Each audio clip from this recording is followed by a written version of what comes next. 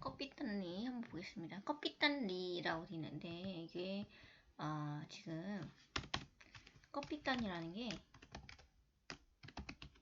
우두머리, 그 다음에 대장, 캡틴이라는 말에 러시아어거든요. 소련 말이에요. 그래서 2인국, 주인공 2인국을 지칭하는 말이고요. 진짜 훌륭해서 우두머리고 캡틴이다 이렇게 얘기한 게 아니라 비꼬면서 한 말이에요. 반어조 표현이에요. 그래서 이 부분을 우리가 좀 잘 기억을 해둘 필요가 있을 것 같아요. 껍빗단이라는 것이 우두머리고 캡틴이고 소련 말에 해당이 된다. 2인국을 지칭하는 말이다. 이런 말들을 좀 잘 기억을 해둘게요. 시험에 나오면. 전지적 작가 시점, 인물의 내면 심리까지 모두 서술해 주는 거고요. 배경이 굉장히 길어요. 일제강점기부터 6.25 전쟁 전후. 그러니까 이 이인국이라는 이 사람이 어떤 사람이냐면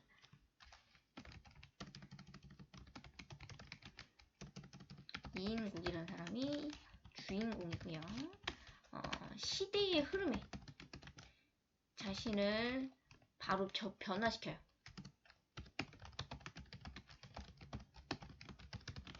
노력하는 어떤 이기주의적 인물입니다. 그러니까 시대 흐름에 따라서 쉽게 말하면 박쥐 같은 거야. 센 세력, 힘이 센 세력에 빌붙어가는. 그러니까 일제강점기 이때는 친일파였고요. 그 다음에 광복 이후에 소련, 얘가 지금 북에 살고 있는 애거든요. 북한 쪽에 있었던 애라서 그때는 소련의 힘이 세졌어요. 소련이 주둔했던 시기.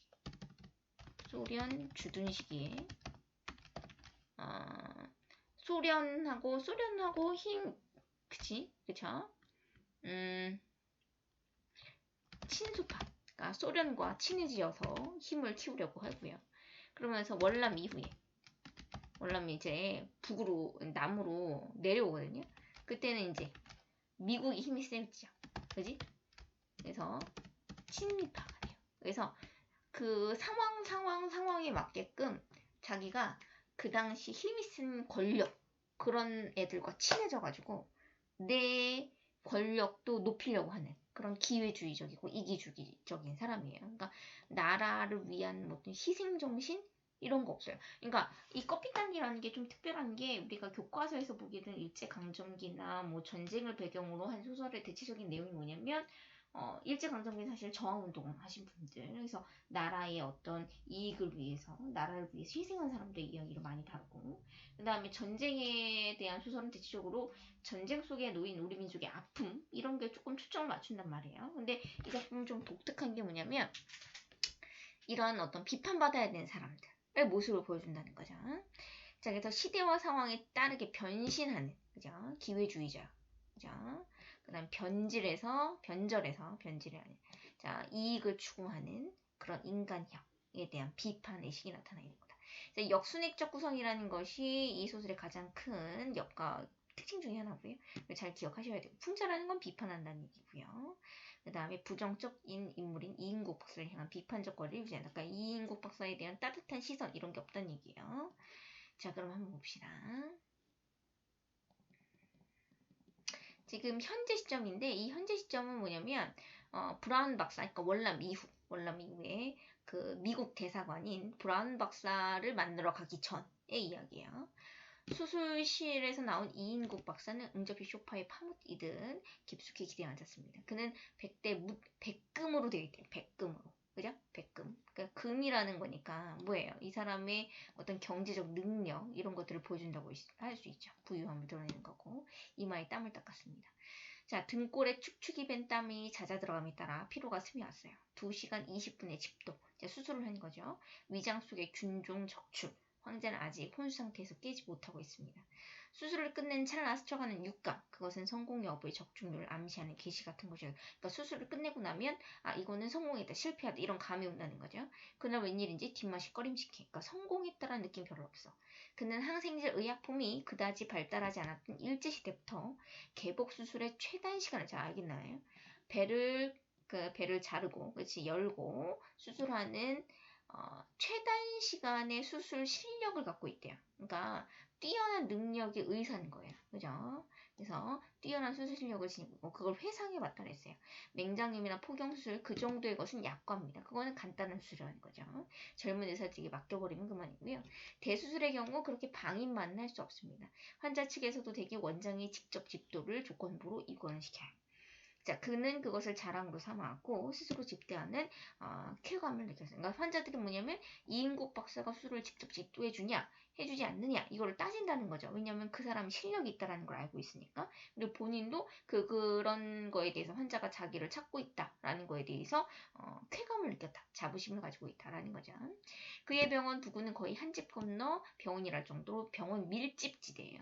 이름 없는 신설병원 같은 것은 비장난 시골 전방처럼 한산한 속에 찾아오는 손님을 기다리고 있는 형편. 그러니까 새로 이름 없는 병원에는 손님이 없는 거예요. 왜냐하면 주변에 병원이 너무 많아서. 그러나 이인구 박사는 인류대학 병원에까지 손을 쓰지 못하여 밀려오는 급환자들 틈에 끼어 환자의 간별에. 그러니까 뭐야? 급 환자를 틈에 끼었다 환자가 넘쳐난다는 거죠. 그지? 그리고 인류대학에서까지 손을 쓰지 못하는 사람들이 마지막 희망으로 찾아오는 거야. 그만큼 명성이 널리 알려져 있었다는 거. 자, 각별히 신경을 쓰고 있습니다. 근데 이 사람이 환자를 그냥 다 받는 게 아니라는 거죠. 환자를 어떻게 받는다고요? 환자를 감별한다는 거예요. 감별한다. 자, 환자를 고른다는 거죠. 그것은 마치 여관 부위가 현관으로 들어선 손님의 옷차림을 훑어보고 그 등급에 맞는 방을 순간적으로 결정하거나 즉석에서 서슴지 않고 거절하는 경우와 흡사한 것이라고나 할까.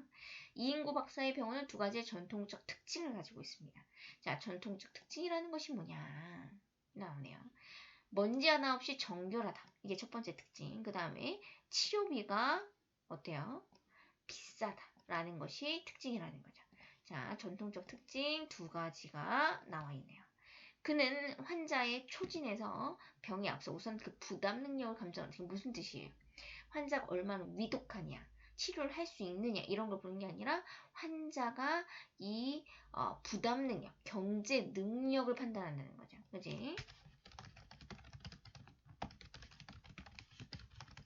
자, 그 사람이 얼마나 아프냐 이런 게 아니라 그 사람의 경제 능력, 그래서 이 병원비를 물 수 있느냐, 병원비를 치를 수 있느냐, 낼 수 있느냐 이런 거를 감별한다는 얘기죠. 신통하지 않다고 느껴지는 경우, 그게 무슨 뜻이에요? 능력이 떨어져, 경제 능력이 떨어져요, 돈을 낼 수가 없어요. 이런 경우에는 무슨 핑계를 대는가? 그것도 자기가 직접 나서는 것이 아니라 간호원도로 따돌리게 만듭니다. 자, 그렇게 중환자가 아닌 한 대부분의 경우 예지는 젊은 의사들이 했습니다. 원장은 다만 기록된 진찰 카드에 따라 환자의 증세에 아울러 경제 제도를 판별한 최종 진단을 내리면 되는 거죠. 초진도 그 중환자가 아닌 다음에야 젊은 의사들이 했다는 거죠. 상대가 직이나 거물급 직이 친한 사람들이나 거물급 그러니까 좀 높은 직책을 가지고 있는 사람이 아닌 한 외상이라는 명목을 붙일 수가 없어요. 외상을 웬만하면 해주지 않는다는 거죠. 설령 있다 해도 이 양면의 진단, 초진, 그 다음에 진찰 카드 이런 걸 통해서 경제적 능력을 판단하는 거죠. 자, 한 푼의 미수나 결손 없이, 그러니까 돈 안 받은 적이 없다는 얘기죠. 그 인생을 통한 의사생활의 신조고 비결이었습니다. 그러기에 그의 고객은 외정시대, 일제시대는 주로 일본인이었고 현재는 권력층 아니면 재벌의 셈 속에 드는 그런 권력을 갖고 있는 사람들만이었다는 거죠. 주로 부유한 사람들을 주로 환자로 받아들였다는 거 알 수가 있네요. 그의 일과는 아침 진찰에서 나오자 손가락 틈으로 창틀이나 탁자 위로 훑어 움푹한 눈으로 이제 정결한 굉장히 결벽증적인 성격을 가지고 있어요. 그래서 여기 보면 결벽증적인 성격을 지니고 있다. 결벽적이다. 라는 걸 알 수가 있고요. 그 다음에 우리가 또 지금 1번, 2번 번호가 달려있다고 그랬죠? 자, 1번, 2번 번호를 통해서는 우리가 뭐라 했으면 성격이 나와 있는데 지금 1번, 2번 여기 보시면 의사로서의 어때요? 본문보다는 뭐를 중시하는 성향으로 나와 있습니까? 자, 물질적 이익만을 추구하는 속물적인 성향 이 나타나 있네요. 이제 탐욕적인 성격 이렇게 정리해 볼 수가 있네요. 자, 1번, 2번은 모두 물질적 이익을 추구하고 그런 속물적이고 탐욕적인 성향을 보여주고요. 그 다음 3번은 결벽증적인 성격을 보여주는 거죠. 아무튼 그의 단골 고객은 그의 정결한 결벽성에 경의를 표임하지 않습니다. 145태시 천진기가 든 손가방 하나를 들고 월남하니 자, 원래는 북쪽에 살았다는 거죠. 그는 수복제자 재빨리 새빵 하나 얻어 병원을 차렸습니다. 그러나 이제 평당 50만 원을 호가는 도시